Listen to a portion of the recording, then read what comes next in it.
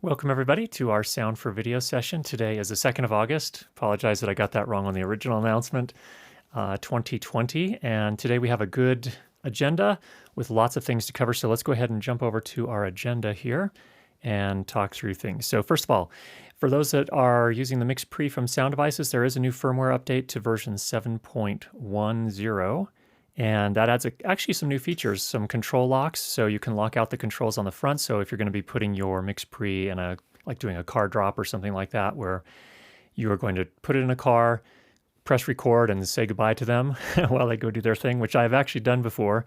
Having that control lock is a nice little feature. There's also some new keyboard shortcuts. So if you do use a keyboard on in whatever you're doing, that can be really helpful. And then there are some bug fixes as well. Now, I did hear some reports from a couple of people that were having some issues with the Mix Pre after doing the firmware update. One of them, at least I know, confirmed that they had an issue installing the firmware. So the version 7 firmware, just for those that haven't done it yet, is a little bit different. It actually has to run through the process twice. I highly, highly encourage you. This is a case where it probably does make a lot of sense to read the documentation from Sound Devices before you make the install, just so you make sure everything goes okay. A second person reported some issues. I don't know if they had theirs installed correctly or not. They were going to go off and talk with Sound Devices support and see what they found out. So hopefully that works out okay. Second item, Alan Cavedo, one of our friends, did some work and actually measured the output on the Mix Pre series, the 3.5 millimeter output, and found that to get a line level signal, you really probably need to increase the output fader to plus 13 dB. Some people have been trying to connect their Mix Pre to an audio input on the A10 Mini, and we're getting kind of mixed results. Once they pump that up to plus 13 dB on the output fader, things seem to come in nice and clean and sound good. So definitely a note there if you are working with that combination of gear. And actually that can apply to pretty much anything. If you're going out of a Mix Pre into a line level input, bumping that up at plus 13 dB to start is a good place to go. Excuse me. Okay, next up, we did have some talk about Pico Gear updating the firmware for their little consumer wireless system a little while back. And we did have confirmation that what the firmware did is it actually increased, evidently increased the quality of the microphones. So it does actually change some of the specs. They're actually picking up a wider range of sound in terms of the overall frequency response. So if any of you have your hands on those, I actually gave mine away after I did the review. So I don't have them here to do follow-up tests, but if any of you have tests, it'd be great to hear what the results are with the update that you've done. So, all right. So let's go ahead and we're going to do an evaluation here. Rob Christiansen was kind enough to send in a little video and asked if we could, all of us here, evaluate his live stream setup. So let's go ahead and watch his video, and then we'll come back and talk about that. Hi there, my name's Rob Christensen. I'm one of Curtis's longtime fans slash course taker slash YouTube subscriber and active live stream chatter. And I am here with a small video I made kind of going over my basement YouTube hobbyist live stream setup to see if I can get some tips from Curtis and the folks that are the regular viewers of his on how I can improve my setup. So I'll quickly give you an overview of what I've got going on now, what I use it for, and hopefully you folks can give me some advice on how I can make my live streams better. Let me go through everything. Yeah, right now I'm in the basement, and so I don't have to worry much about outside traffic or anything. I use for camera, I use a Canon EOS M50. For lens, it's just an EFS 24 millimeter with a EFS to EFM adapter. And because it doesn't have clean, the only way you can get clean HDMI out on a Canon EOS M50 is by using manual focus. And you can't have any kind of information that goes on the screen, on the LCD screen. So what I do is I run it through a AverMedia capture card, and then while the AverMedia capture card captures it for OBS and StreamYard and whatever other purpose I may have, it also displays back out to a best view or est view or dest view, whatever you want to call it, little 7-inch 4K pass-through monitor.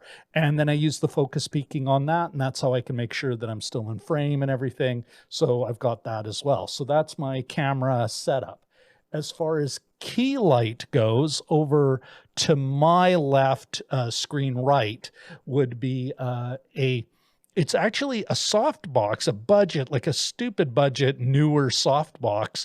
But in it, I actually have a Lifix light, in part because then I can kind of, I like the ability to control it, and it's not too bright. I can dial it right in using my phone. So that's what I use for the key light.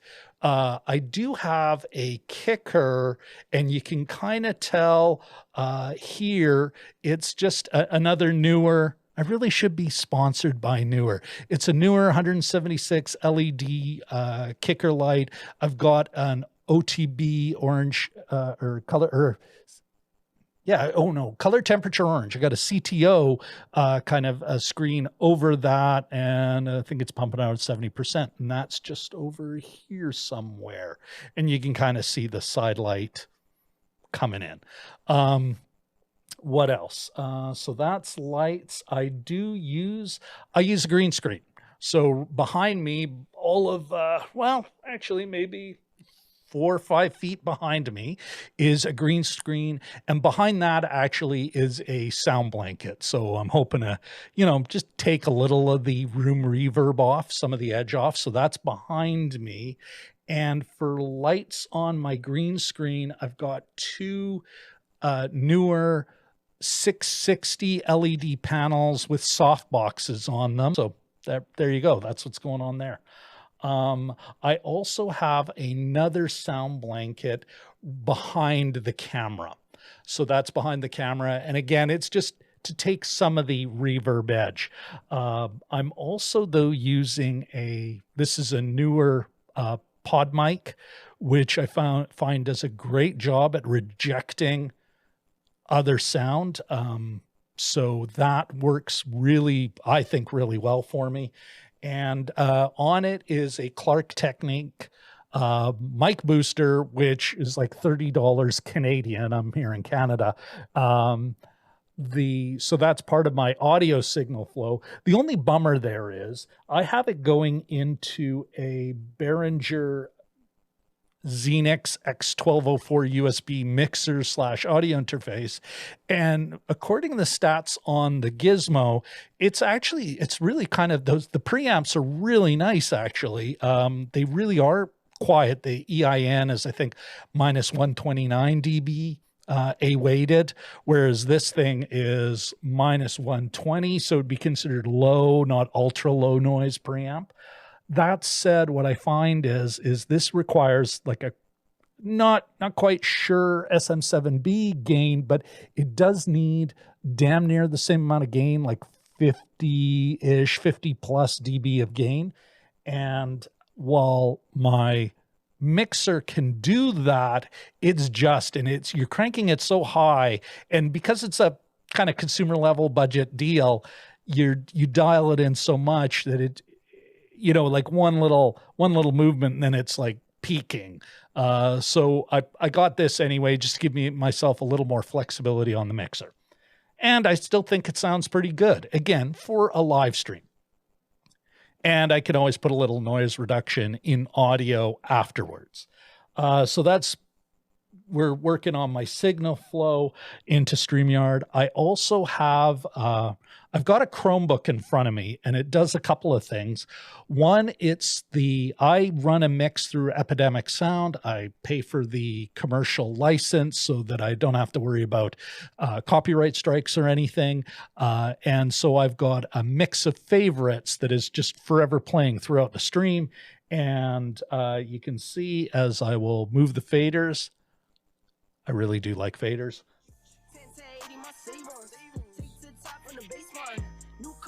You can hear that mix coming in, both to the main mix, which is going out to StreamYard, but also there's a, let's say, a control room mix, a Alt 3-4 mix that's coming into my headphones.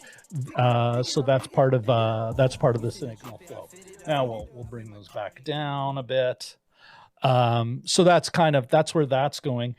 Now, while the main mix, which is this and any audio I decide to bring in, it goes via USB out to StreamYard.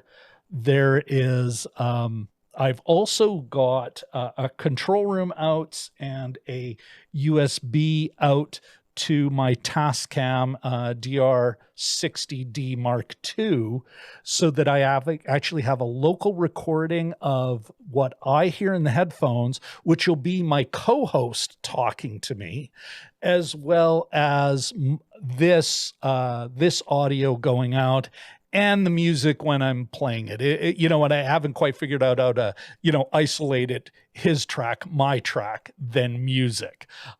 Which, maybe it'll be other gear. Get one of those L8s or L12s or something.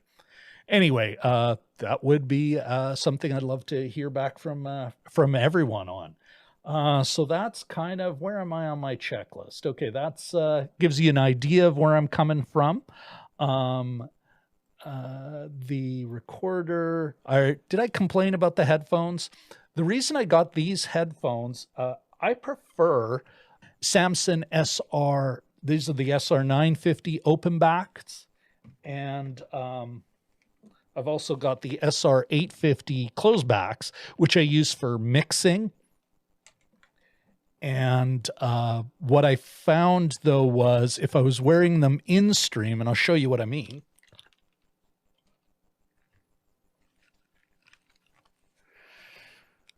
You'll see that in the green screen, becomes incredibly obvious because you can see the wire parts kind of fade in and out. If you look at them over here, of course, now they're sort of working. Oh, wait, there we go. It's like half the thing's missing. Anyway, I think I've whined enough about the Canon M50. I also want to talk a bit about StreamYard. On one level, I really do like it. Your ability to, here, like I'll throw in this is our next show, which I can, and so things like this where I can like throw in stuff quite quickly as overlays, and even like short little videos or outro.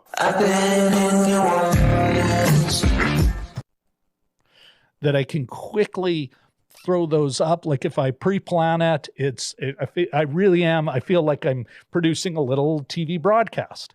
That said, there are a number of things I find very challenging. Right now, I'm actually recording this with StreamYard, but that doesn't mean it's recording in my computer.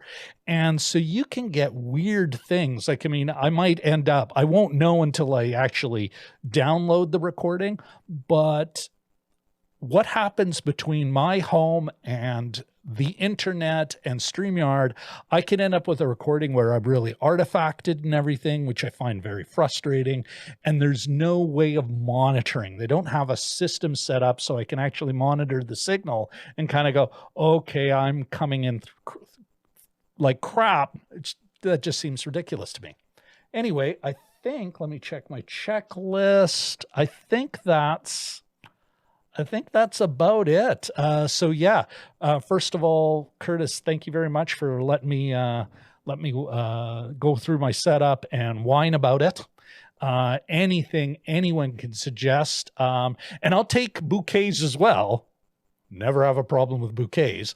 But yeah, anything you've got where I can make my stream better, especially my stream better for my audience. I'd love to hear it without saying, Rob, you need to go buy an Ursa Mini.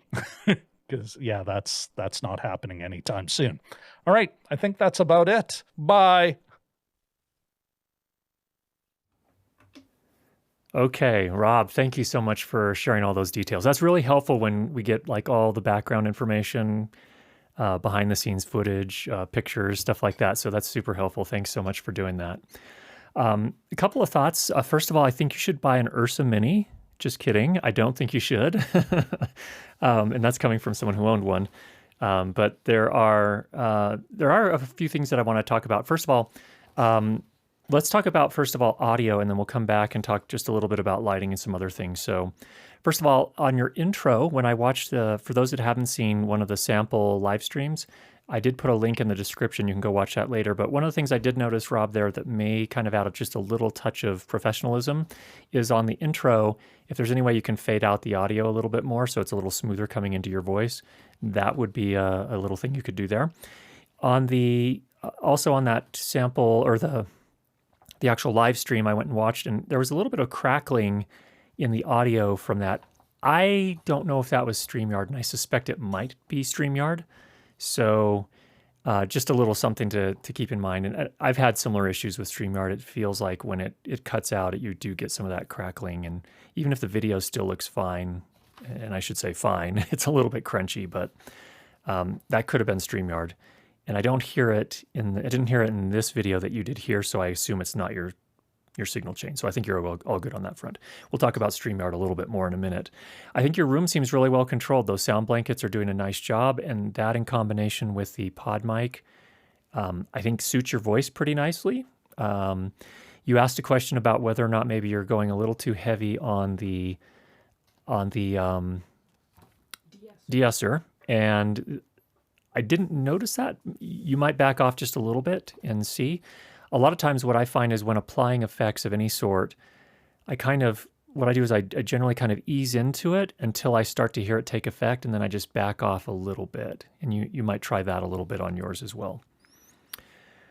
Let's see here. Now with that dynamic microphone, what I did find is as you turned off Axis, we did lose you quite a bit, and actually the sound changed a fair bit. Someone over here, I think it was Peter, or maybe it was Rod. I don't remember who said it here.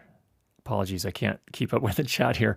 But one of them suggested or said that when you turn off Axis a little bit, the sound goes a little nasally.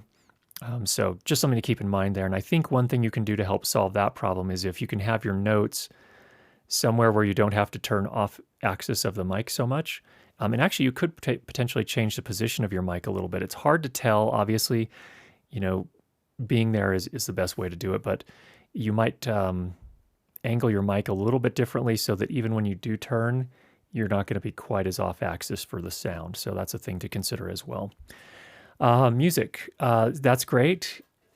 Thank you for having, actually paying for the service, so you're actually covered in terms of copyright. I always appreciate that, having a few musicians in the family.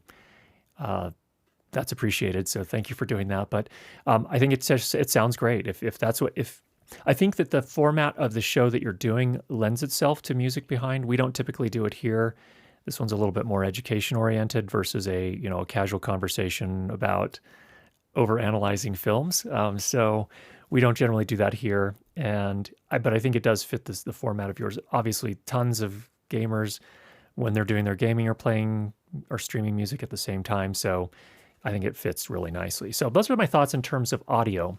And I think you have your audio dialed in pretty nicely. Let's talk about lighting and some other things here. I think given the camera that you're using, that your key turned out as well as it did is pretty amazing.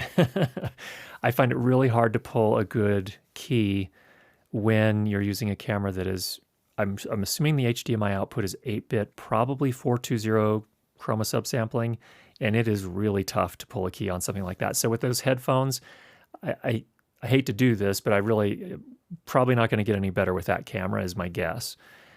So OBS does a good job keying, but it's all based on what signal is getting sent from the camera. And so I think you're really pretty topped out in terms of what you're doing there. So unfortunately, you may have to go with your less favorite headphones until you can invest in a camera that puts out a better, a signal with more color information that could make a better key. So I think the lighting is good overall. I think somebody mentioned, and I would agree, you do have a very, what looks very much like a sports broadcast kind of look going, which I think is a perfectly fine. Thomas, I think, mentioned that he would like to see a little bit more saturation, and I agree. You definitely have some room there if you wanted to bump up that saturation a little bit. I think that would work nicely with what you're doing. And then finally, let's talk about StreamYard. StreamYard, I have a love-hate relationship with StreamYard myself. So I've used it on several occasions. The beautiful thing about it is that you can bring in a guest.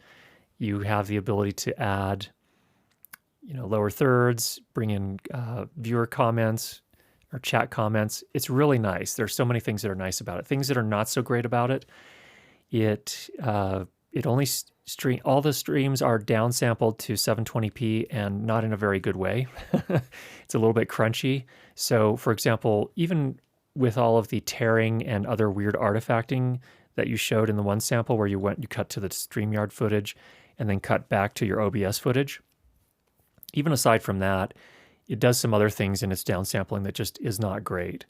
Another thing that really bugs me about it is that there are no audio meters. So when you get multiple people coming in and you're the host and you're trying to help your guests or co-hosts get their levels right, there's just not really a great way to do it unless you have done a meeting beforehand and you kind of walk them through the whole process and say, hey, I want you to use a compressor. We're going to get our levels, so we're peaking somewhere around here. RMS, we want to be here, or LUFS or whatever. It just doesn't provide a lot of tools to make that quick and easy. So those are some things I don't like. Now, there are a couple of other competitors coming up. I think they're still a little bit early days. The one I'm most excited about is called Stream Voodoo. And I had a chance to work with one of the pre-production versions of that, and the video quality and the audio quality are amazing. And they actually gave me, they said, hey, you can use this, but you have to use OBS, and OBS doesn't run that well on Mac. So I politely declined and asked if I could be involved once they get the app that runs, in Chrome or whatever, working at some point here in the near future. So Stream Voodoo is one to keep an eye on. I don't think it's ready yet, but hopefully here before too much longer. So you'll get a much better, I think, quality experience that way. Of course, it's going to depend on your own bandwidth as well. That's a factor. And then there's another one called Riverside.fm, which is actually made for recording podcasts, but it also has video, and you can also stream from it. We actually used it one time. It's a little bit early days as well, but the audio quality is fantastic. The video quality is quite good as well. The only thing is it didn't have a lot of flexibility, so it was basically two 16:9 video images right next to each other, and you couldn't really switch on and off between them in the live stream. You could, what was nice about it though is it recorded everything as an ISO. It recorded my camera, my guest's camera, my audio, and my guest's audio all as separate files. And again, as I said, the audio was really pretty high quality. And so if you're going to do a situation where you were going to post-edit that could be a really good option for you. Certainly better than something like Skype call recording or something like that. So definitely some things to keep in mind there. So Rob, thank you so much for sending that over. And I hope that was instructive for you. I hope everyone else found that instructive and was able to give Rob some good feedback to keep going. You're doing a great job, Rob. Keep it up. And we'll keep watching that stream to see how it improves over the next little bit here from a technical standpoint. So, all right, let's go ahead and switch over to our questions and dive into those. And we have a lot of them today, actually. So we're going to go ahead and jump in. So first from Maurice, you replaced your Ursa Mini with a C200, and I know there was a session where you explained why. Can you point me to that session or refresh my memory on your decision? I don't remember when I covered that and what exactly I said, but let me just say this. I think to a large extent, what I found was that the Ursa Mini is a fantastic camera. I had the Ursa Mini Pro. The original one had some kind of ergonomic things that were a little bit less than desirable. The Ursa Mini Pro was good. I think the G2 is even better, adding some newer high frame rate options. And now, of course, there's the 12K. I don't think the 12K is for a lot of people, and I'm not trying to cast shade on Blackmagic design. I just think it's made very much for a cinema workflow. It's not for YouTube videos, and it's not for live streaming. uh, and that's really what I found with the Ursa Mini Pro as well, is that it was really much more cinema oriented, and it wasn't working with my workflow that well. So I have to do some pretty quick turns on my work. And so it was a big camera. And I know a C200 is not necessarily a ton smaller, but it is actually a fair bit lighter. It's a little bit smaller, and I think it lends itself well to quicker turnarounds in a lot of ways. The one thing I do miss is ProRes, recording to ProRes, but the codecs in the C200 work pretty nicely. And overall, I guess another thing that the C200 does is the autofocus. That was a huge one for me on my corporate work, where if I'm solo operating, with a cinema style camera, even the pocket cameras, I was having some challenges there because what I was finding was that it's just too much going on. If I'm mixing the audio, I'm gaffing, I'm operating camera, and then once things starts moving, I'm moving camera and I'm having to focus. It was just too much.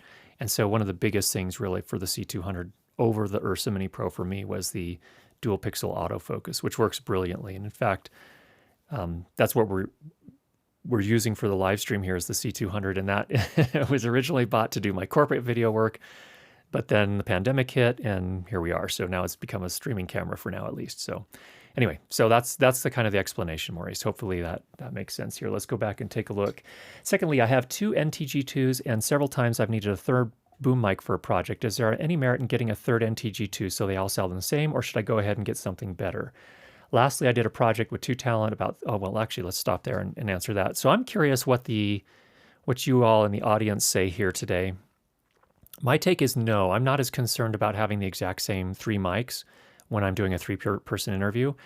I actually prefer to have different mics so that I can kind of tune them to the voices that we're miking. And so I would go ahead and go, it sounds like you had your eye on an NTG3. Or you just said something better. Whatever the something better is, yeah, I'm actually quite okay with having different options. I'd like to keep something that has a relatively similar polar pattern, and I think most shotgun microphones, if you go with an NTG3, that'll be similar enough that it won't be a problem. But yeah, that they'll definitely. I'm not too hardcore about having all the same microphones, but I'm curious what everyone else thinks out there as well. So go ahead and chime in the chat there. And then finally, lastly, I did a project with 2 talent, about 3 feet apart, both with lapel mics, but different models of mics. Midway through the shoot, the main speaker's mic went dead for several seconds, and all I have is his voice captured by the second person's mic 3 feet away. It sounds different, more tinny, some more room reverb that I've diminished, but it's gone. It's not gone, and I just basically sounds different enough to be noticeable, and to me, to be annoying. Besides my reverb tool, I've used several equalizer tools to play with, trying to match the sound. Any recommendations on some steps to attack this problem? Maurice, it sounds like you've done exactly what I would do. There is there's a new tool called, I think it's called Voice Match. It's a new RX tool. It's basically an add-on to RX, and it's pretty expensive, I think it only works in Pro Tools for the moment, but it is a really nice tool, and it's something to consider. If I don't know if this is a paid job or what the budget is, but that is actually something that's kind of the next step that I would take. But EQ is basic. EQ and D-reverb are kind of the main things that I would be looking at as well. Be careful with the D-reverb. Only use it to take the edge off. Don't try to eliminate reverb because it will usually end badly if you do. So those are some thoughts on that. So thanks for that, Maurice. All right. Next up from Leo, I'm pleased to say that I've missed your online talks because my sound business is beginning to finally pick up and weekends have been busy. Yay. Congratulations, Leo. That's great news. I'm learning more and more tricks of the trade through trial and error and watching people like you on YouTube. I recently learned how important gain staging is. I'd just been using my labs without adjusting their output levels. I was overcompensating those mics levels by cranking up the volume on the mixer. I watched Alan Williams explain gain staging and additional videos at Electrosonics. Perhaps you can talk about the importance of presenting mic levels before they hit the mixer. That is a great point, Leo. So I think what happens is they get really confused when there are multiple places to change your input level. And basically the strategy that I'll use is I will usually start at the start of the signal chain. So if you're using a wireless lavalier microphone system, you want to start with the transmitter and you want to get your levels tuned in there first. And so really what I'm looking for there, if it's a relatively controlled environment, like an interview, I'll usually set the input level on that so that the talent's voice is peaking somewhere around minus 12 dB, generally. I've got limiters on that on my particular system, so that actually helps protect me as well. But yet we're still leaving some headroom there as well. So that's what I'll do there. Then what I would typically try to do is use unity output gain on the receiver. And in my case, I'm actually using the audio limited A10 and I'm going into my mixer as a digital signal. And so I don't have to change anything there. That's already been digitized and it's already at its level. So I don't generally need to adjust anything from there. But if you're using an analog system, look up in the manual and figure out what the unity setting is. A lot of times it will just be 0 on the output level. So that's generally where I would go with that. And then from there, you can adjust the input gain on the mixer. Now, a lot of the professional level wireless systems will have line level output. And so you would switch your input to line level and you shouldn't have to adjust a whole lot from there. You may have to just use a little bit of trim to get the meters hitting in the same place that the transmitter's hitting. So that would be my general approach to how to do that. Now, if it does put out a mic level signal, like the consumer level wireless mic systems, like a Rode Link or a Wireless Go or any of the others out there, then in that case, you do need to set the input level there. And generally what you're aiming for is to get the same levels. So if you're peaking at minus 12 on the transmitter, you want to be peaking at minus 12 in the mixer generally as well. So that's my general approach. And Leo, thanks for bringing up that topic. That's a really important one. Okay. Next over to Rich. How would you handle a company that wanted to give you something for free, but you had to agree to make a video for it within 2 weeks, and the company wanted to preview the video before YouTube final posting for, quote, technical mistakes? Part of me wanted to say no way, but another part of me said, who cares as long as the company does not try to change my content? I'm in kind of a moral dilemma. Well, let me tell you, Rich, this is something that I have actually faced a ton of times, and it's a tough one. But this is what I would, from my perspective, where I sit right now, I would say no. I would not agree to that. I realize that what they're trying to do is protect themselves and just make sure that you don't put out any misinformation. But what I typically agree to is I say, look, if I have any questions about anything that I'm going to list as a con, I'll contact you about that first and ask you about it, just to make sure I'm doing everything right and I have the right information. But if once we get past that point, it's still something that I would list as a downside to the product, I'm going to list it as a downside. And the problem is if you don't, if they start to inch in and get editorial control, then you will have a hard time keeping up your credibility with your audience. And so I would generally just say no to avoid that issue altogether. You could say yes, and if they say, okay, but we want you to change this to spin it to sound better, then I would say you have to be prepared to walk away. If you are going to say yes, you have to be prepared to say, you know what, never mind, I'm not doing the review. You can have your product back and we're done. And I'm not posting it. But I would probably just, for simplicity and to be straightforward and to make sure that you maintain the credibility with your audience, I would tell the company no. And if they're not okay with that, then it's probably not worth your time or your audience's time. So I know that's probably not what you wanted to hear, but I think that's probably the best way to approach it. All right, let's head on over to our next question here. I'm stepping on Emma's toes. I'm sorry. I'm used to doing my own switching, and so I'm switching while she's putting up questions. Couple questions here from Alan. Number one, I help the pastor of the church I attend record his Sunday morning sermons. I'm considering purchasing a Rode NTG8 to get a better, more focused sound recording. At the moment, we're using a Blue Yeti X USB mic, but I'm not very happy with the overall quality. The pastor delivers the sermon from a standing position and has a tendency to shift back and forth and side to side some, all within a 3-foot by 3-foot area on the floor. I do not have a boom mic stand yet, so I will be using the NTG8 from a distance of 3 to 5 feet away, probably from underneath, out of the camera frame. I will be connecting the NTG8 to a Zoom F8N. What pros and cons can you tell me about this scenario? Well, Alan, I assume that, I don't know if you're also using that mic for the sound reinforcement within the sanctuary. If you are, I see potential problems, potential feedback problems. And, or even if you don't get feedback problems, there could be other issues as well. So when you're working in a live sound reinforcement with a mic that far away, even as focused as the NTG8, I would be a little nervous about that. So just something to keep in mind. It may be worth a try. If you're going to buy it from somewhere that'll take a return if it doesn't work out. But that's going to be my biggest thing. I would actually probably use a wireless mic in that case. I'm not, again, I think you all know my perspective on lavalier microphones. They're not my favorite, but they are very legitimate tools that are basically the best tool for the job in a lot of circumstances. And this might be one of those circumstances. So my first approach would be to use a lavalier microphone on a wireless with a wireless transmitter. NTG8 might work. It's worth a try, but be prepared to have a backup plan if it doesn't work out. So that's my thought. And I'm curious if any of you have thoughts on that as well. Go ahead and put those in the chat as well. It'd be really helpful for Alan. All right, next question.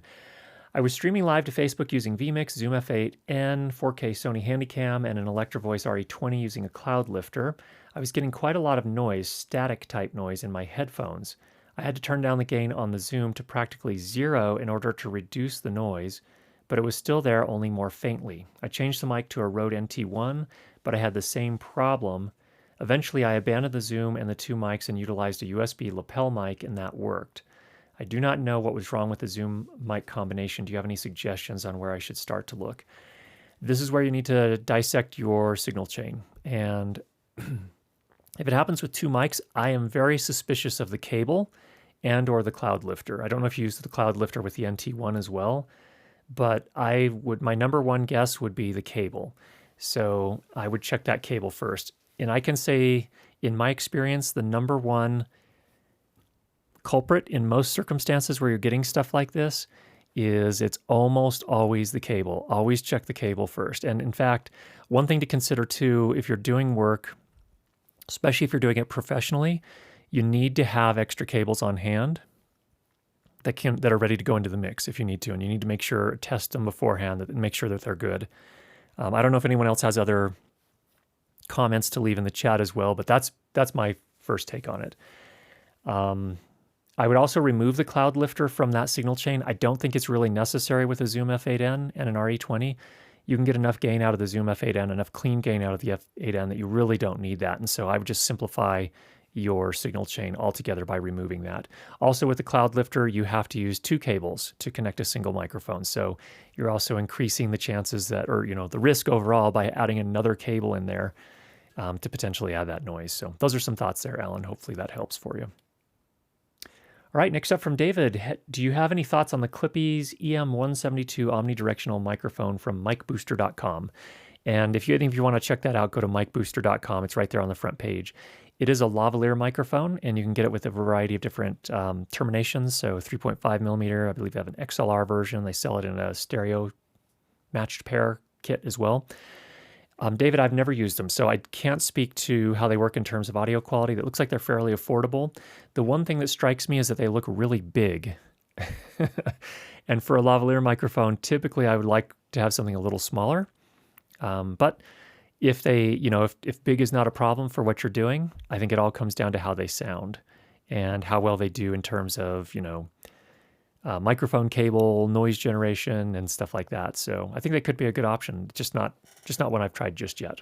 So thanks for the question there. If anyone has, we'd love to hear from you in the chat there. Okay, next up from Al. I was hoping you and the Soundies could take a look at my kit and let me know what holes there are, or what holes there may be.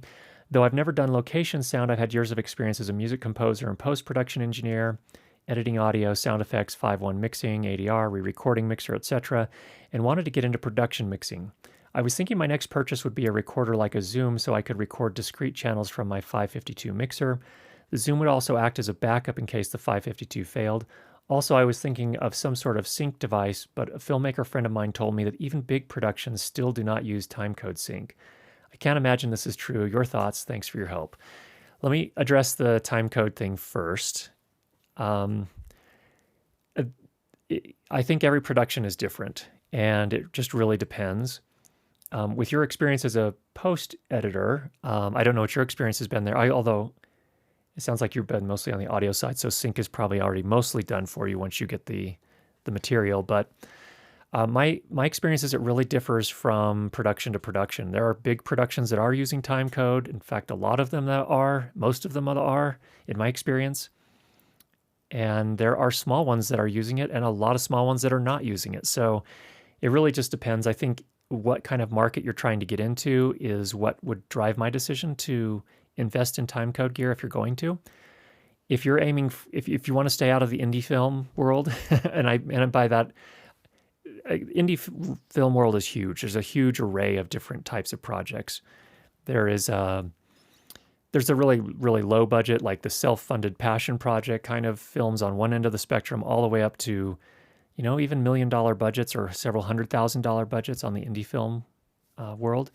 So, I mean, you can even think of like, depending on if you want to believe George Lucas or not, when he made Return of the Jedi and Empire Strikes Back, those were all self-funded by him. So he considers those indie films.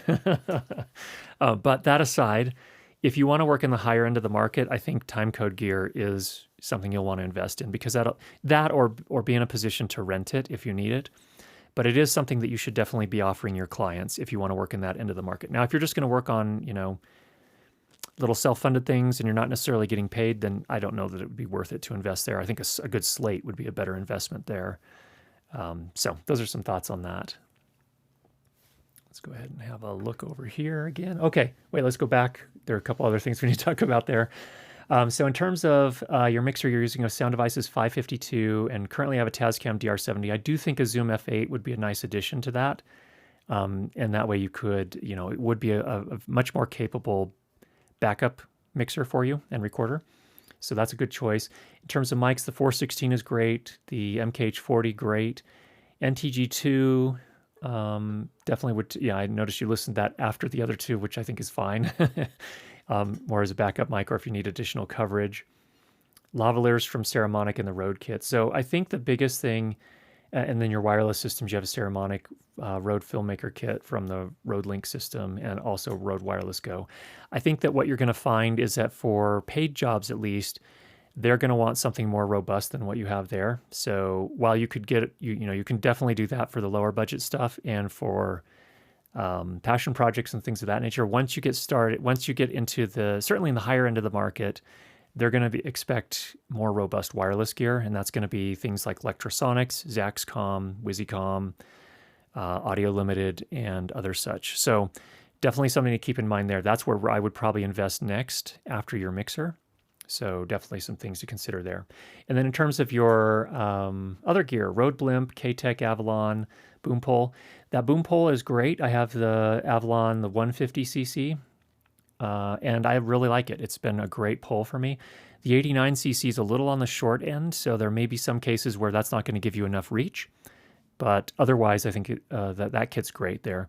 I would just say at some point, you're probably going to want to look at getting a longer pole as well. So any other thoughts that people have, definitely put those in the chat for us. Thanks, Al. All right, next up from James, not a sound question, but an ATEM Mini Pro question.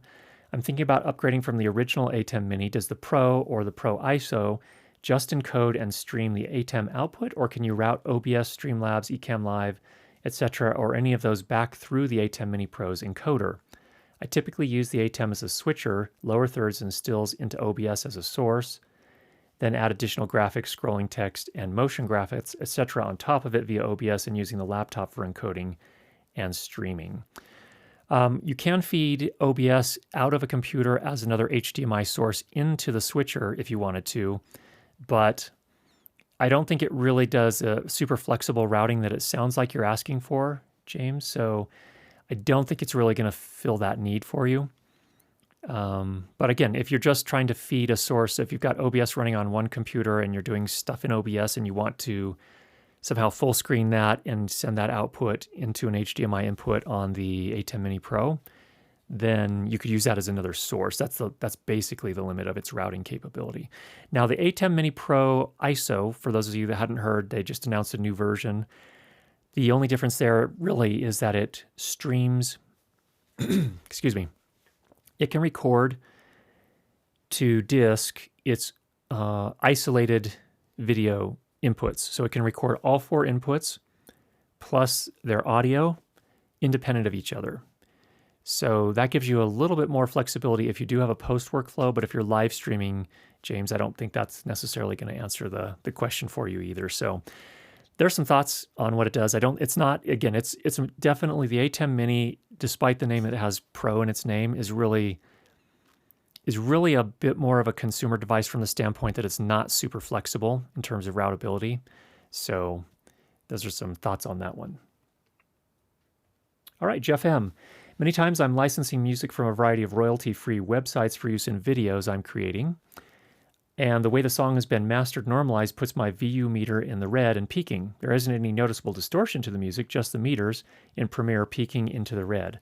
I often just reduce the gain by -3 dB right away so that the audio mixes better with my voiceover or whatever I'm up to with ducking it in the mix and whatnot. My question, why is this? Is this a mistake on the part of the musician studio master, or is this part of the loudness war? This is not a mistake on the part of the engineers. This is intentional, and it is most definitely part of the loudness wars. In the music world, since it started basically, it seems like in the 90s, where the mastering just started, pushing louder and louder and louder, sacrificing dynamic range. And so, no, they may not be distorting, but they have sacrificed a good bit of dynamic range. And that can work fine for a lot of popular types of music. Totally fine. Not trying to discredit that here. But yes, that is very much intentional. And yes, I generally, like for example, on my main channel, the intro music was mastered super, super hot. And I actually had to pull it down to get it in line with my dialogue. So -16 LUFS roughly. You would not be, you'd be amazed at how much lower those peaks are to get it into that loudness range. I had to actually, I think it's sitting somewhere like -9 dB. And it looks like a massive mistake if you're just looking at the waveform. But if you listen to it, the transition from the music to my spoken word is right in the same loudness range. And so, yeah, that's totally normal. And you're not doing anything wrong. It is just the loudness wars and the reality of that. So, all right. Thanks for that, Jeff. Next from Martin, I have a question about live mixing during a virtual tabletop session. During such a session, there is a Discord channel for voice and an application that generates sound. I would like my microphone and the sound application to be routed to the Discord application so that other players can hear both my voice and sounds. Clearly, I need to be able to hear the other players speak from the Discord application as well. Ideally, we could combine all this into a separate output for recording, but that is a secondary concern. Is this possible with a MixPre and or a Rodecaster? And the answer is yes, it is definitely possible with both of them. We'd need to know a little bit more detail about what you're trying to do in terms of how to set them up exactly, but I'm confident that both of those could do what you're asking for there, Martin. So short answer, yes. And then I guess the longer answer is how you configure it depends on what you're trying to accomplish. But we do have, for example, if you do go with the MixPre, we do have a video that covers how to do a mix minus on the MixPre and when you might want to do a mix minus. So definitely look that up. It'll be under the Curtis Judd YouTube channel. All right. Is that everything? That is everything. Wow. And we still have some time. I was powering through those because I thought we were going to run out of time. But let's go back through the comments and see if we have anything that we can address there for anybody. Great questions, by the way, people. Definitely shows that you guys are stretching yourselves here. So, so we have a question. What OBS issues have you had on a Mac? So let me just say, so I haven't tried OBS for a few years, and it could be that they've worked out all the issues, but it was pretty rough back when I tried it. The issues that I had is that it would not save my setup. So from session to session, I had to basically recreate all of my scenes, and that got to be a major pain. So that was one thing. Another thing is that the recording format that it supported at the time was not great. It didn't work in a lot of nonlinear editors. That may have changed since then. I don't know. But those were the two main things. Also, no, I think those were the two main things that for me were really frustrating. So I, at that point, kind of bailed. I moved to Ecamm Live, and I was using that up until recently. And now I have the A10 Mini Pro, and I actually just stream directly from the A10 Mini Pro now. So the chat comments that we put up on the screen here are using a little JavaScript thing that was put together by Aaron Parecki is his name. And it's not perfect. You can see that some of the little logos are a little bit messed up. It's doing some keying there to try and keep them separate. But anyway, it's not perfect, but it's working pretty well. Ecamm Live, I had some issues with it as well. It was doing some kind of black box things, and it did some really strange things to frame rates. It evidently only supported integer frame rates, and so it was constantly doing frame rate conversion, and it came out with this really choppy looking video that I didn't really care for. So those were some of the issues that I had there. Now, there may be, I'm not here to say that these problems have not been resolved. They may have been resolved in OBS. It may be that they've been resolved in Ecamm. I don't know. But for the purposes, I mean, for me, live streaming is really kind of a, it's something that I owe to my audience and to the people that have subscribed to my school and are taking some of my courses. And it's, I don't know, we're focusing on it more than we used to in the past. And in fact, we're putting together a course on how to do sound through the A10 Mini Pro. So, those others could be good and perfectly legitimate. I'm not here to say they're not, just I want to disclaim with that. So fine question there. Okay, next up. Hey, how can I use the MixPre 6 version 1 as an interface and output the mix through the stereo out? Okay, so using it as an interface and output the mix through the stereo out, you can do both of those at the same time, no problem. So you just connect your MixPre 6 via USB to your computer, and then at the same time you can plug in a 3.5 millimeter out from the stereo out and feed that to whatever you need to feed it to. So I don't know if there's more to your question than that, but it can do both of those at the same time without a problem. So, so there you go. If I misunderstood, if there's a more nuanced question you wanted to ask, by all means, go ahead and pop that up here into the chat for us. Emma is combing through the chat right now. Oh, here's another one. What's your experience with plug-on transmitters? In your opinion, is their RF performance worse or as good as body pack transmitters when stuck behind clothing or on a person? Rocky, my experience has actually been they're generally better because they're usually out in front of the person. So that just gives, one less barrier for the RF to travel through. I haven't had any problems with them. And in fact, I think generally, especially on the consumer level systems, they generally work better because you don't have that barrier there. The 2.4 gigahertz is what I'm referring to when I say the consumer level systems. The 2.4 gigahertz has more trouble getting through barriers just because of the nature of the way it works and physics. So that's my main thing there. I think the RF or the UHF systems, you're not going to see as many issues with those. And again, fewer barriers because again, the person using it has generally got the transmitter right out in front between the receiver and the transmitter. So usually fewer issues. So I don't see them as any worse, definitely, than body pack transmitters. All right. Any suggestions for a mid-range priced in-ear monitors for online meetings? I'm not overly keen on wearing bulky headphones. Understood. Let's see. In fact, I just invested. Here they are. Not wearing them at the moment, but I just invested in some Shure. These are just hardwired in-ear monitors. And so I'm starting to look into that area myself. I don't have an answer for you today. I'm looking at the Shure system first. I'll probably also look at the Sennheiser system. Those are probably going to be the more mid-range priced ones, maybe. I know if you look at Electrosonics or Zaxcom, generally those look to be a little bit more expensive. So I will be back to you with a more detailed question over the next several months as I look into in-ear monitor systems myself. So I don't have an answer for you right now, but that is an area of interest for myself, and we'll be looking into it. What are your thoughts on the COS 11 PT noise floor for audio limited A10? I think you asked about this a little earlier as well. I have not used that combination, I have to confess. So my COS 11Ds are all wired for Sennheiser. So I have never used the COS 11 with the audio limited. What I can say is that the Cost 11 is a microphone that's used by a whole ton of production sound mixers with good results. You've heard it in a lot of movies and TV shows, so it's not a bad system or not a bad microphone by any means. I think the thing with it's a pro level microphone, so I wouldn't have any concerns, I guess is what I'm saying. I don't know, haven't used it. I wouldn't have concerns about it. I don't know if your experience has been, I know that was the kit you were looking at. You ordered some audio limited A10 and some Cost 11s.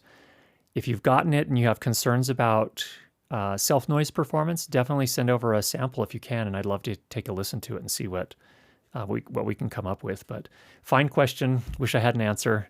I do need to send in my Cost 11s and have them rewired so I can start using them with my audio limited as well. So, some point. All right, just heard about the Sheps Super CMIT is the new need to start saving for super mic for interviews and on location sound work. Well, it's not a new mic. It's actually been out for a number of years. It is basically, for those that are not familiar with it, it's a shotgun microphone that has inbuilt digital signal processing to remove noise. So it basically works like the sound device's noise assist, but it's built into the microphone itself. And that also, of course, works a little bit like the Cedar DNS, which is a denoising piece of hardware you can add between your microphone and your mixer as well. So the cost to it, and I have never used it. If you guys are familiar with Matt Price, who is a location sound mixer over in London, he used to post a ton on YouTube. Haven't seen him nearly as much lately, but he has some samples he has a Super CMIT and he posted several samples. The one thing that I've heard as a downside to that microphone is, number one, if you dial in the noise reduction too hard, you can start getting weird artifacting. So that's one thing. Number two is that the noise floor is a little bit higher on that mic than the CMIT 5U, which is their standard shotgun microphone from Sheps. So there's some costs.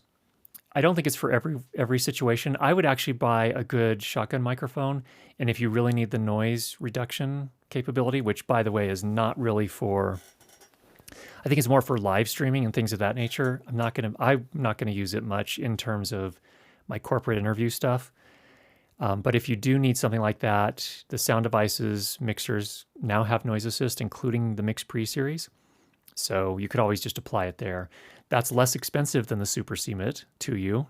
And it also, it's less expensive and it's available. The nice thing about doing it on the mixer is that you can apply it to just the mix and still get your isolated channel without any of the noise reduction applied. So anyway, there's some thoughts on the Super CMIT. It does a really nice job. And arguably maybe it's better than Cedar DNS or Mix Assist or Noise Assist. I don't know, haven't tested it relative to those, but it's an awful lot of money to drop on a microphone for what I would consider a feature that you would only want to use in a very limited number of situations. So thoughts on that. Okay. Any thoughts on using a DI box instead of the attenuation cable for the Zoom F6 line out? Those attenuate and have isolation impedance matching transformers built in. Yeah, absolutely.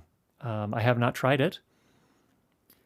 Well, here's the thing. I guess it depends on the camera you're going into. The reason that I use an attenuation cable on the demonstration I did a few weeks ago was that a lot of people are trying to use the Zoom F6 to feed audio to a consumer camera that has a mic-only input level. And if the DI box does attenuate down to microphone level, then that solves the problem as well. And usually, maybe they're higher quality than the cables. It just depends. But yeah, I think it can be a completely legitimate approach as well. The one downside is that a DI box is another thing to attach to your rig somewhere. So that's where I think an attenuation cable has a little bit of an advantage, because a lot of times the people that are working with the F6 and a consumer level camera are trying to keep the package small, and adding a DI box adds some bulk to that. But nevertheless, it can accomplish the same thing if that particular DI box has the ability to attenuate the signal. So you're going to need about 35 dB of attenuation, FYI. A pad would not be something you'd want to use.